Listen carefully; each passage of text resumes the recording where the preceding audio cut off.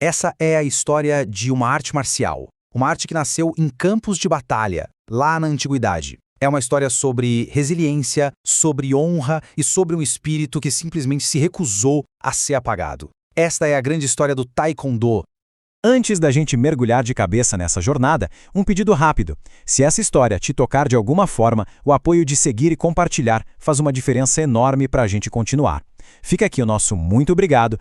Essa é a pergunta que vai guiar a gente. E a resposta, olha, revela uma saga de opressão, de renascimento e, no fim, de um triunfo que alcançou o mundo inteiro. Vamos desvendar isso juntos. Nossa viagem começa bem lá atrás. Mais de 1.800 anos no passado, numa península coreana que era toda dividida. Era uma época de conflitos sem fim, onde a pura necessidade de sobreviver acabou dando origem a formas de combate muito, muito poderosas. Naquele tempo, a Coreia era dividida em 3 grandes reinos, Silla, Goguryeo e Baekje. E as guerras para unificar tudo eram constantes. Isso forçou o desenvolvimento de técnicas de luta corpo a corpo, porque, nem sempre se tinha uma arma na mão. Ali estava sendo plantada a semente do que um dia a gente conheceria como Taekwondo. E foi justamente no menor desses reinos, em Silla, que surgiu uma força de elite que mudaria a história, os Hwarang. Eles não eram só soldados não, eram jovens nobres que praticavam uma arte chamada Hwarang-do. Era uma mistura de combate super rigoroso com um código de honra que não se podia quebrar. Tudo para defender suas terras de invasores que eram muito mais numerosos. E a essência de toda essa arte está no próprio nome. Tai significa pé, Kwan, o punho, e Do, que é a parte mais profunda, significa o caminho ou a arte. Então Taekwondo não é só sobre lutar, é o caminho do pé e do punho. Uma jornada completa de desenvolvimento, tanto do corpo quanto da mente. Acontece que esse caminho glorioso encontrou o seu período mais sombrio. A arte que definia a força de uma nação inteira foi levada, assim, quase ao esquecimento total. Pensa só, por 35 longos anos, a cultura coreana foi sistematicamente abafada. A prática de artes nativas como o Taekyon, que é tipo um ancestral do Taekwondo, uma arte de chutes muito antiga, foi simplesmente proibida. Os mestres coitados foram forçados a treinar em segredo ou então a aprender as artes japonesas. A alma guerreira da Coreia, ela estava por um fio. Mas aí, com a libertação da Coreia em 1945, a escuridão finalmente deu lugar à luz. E começou um movimento poderoso não só para reviver, mas para unificar as várias escolas de artes marciais do país, que eram conhecidas como Kwons. A ideia era criar uma única identidade nacional. E no centro desse renascimento todo estava a liderança de um homem, o general Choi Hong-hee. Ele percebeu que a Coreia precisava de uma arte marcial unificada, que fosse um símbolo da sua força, da sua identidade recuperada.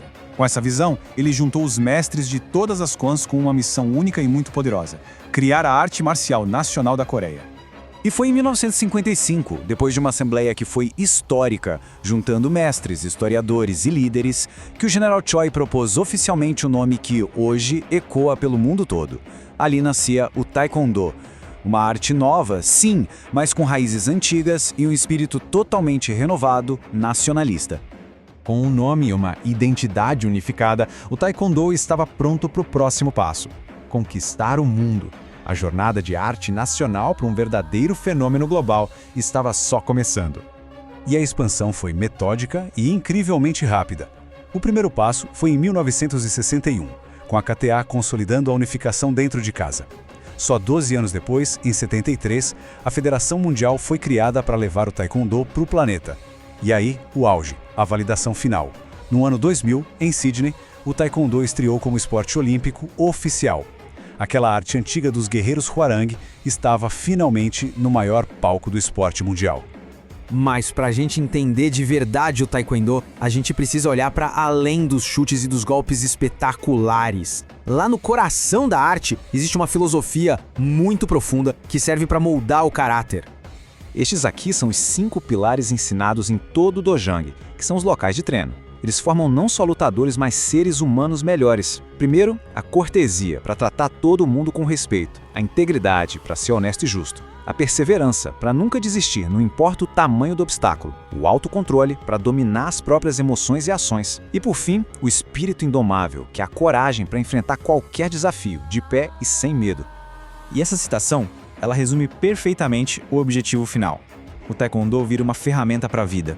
A disciplina e a ética que se aprende no treino se transformam em força para superar os desafios do dia a dia, para construir uma vida melhor. E é assim, a gente volta para nossa pergunta inicial. Depois de acompanhar essa jornada toda, da beira da extinção até o palco olímpico, e de entender a sua filosofia, a questão continua: o Taekwondo é só uma luta ou é o Do, o caminho, que realmente define essa arte? A resposta, talvez, não esteja numa única definição, mas sim na jornada de cada um que o pratica.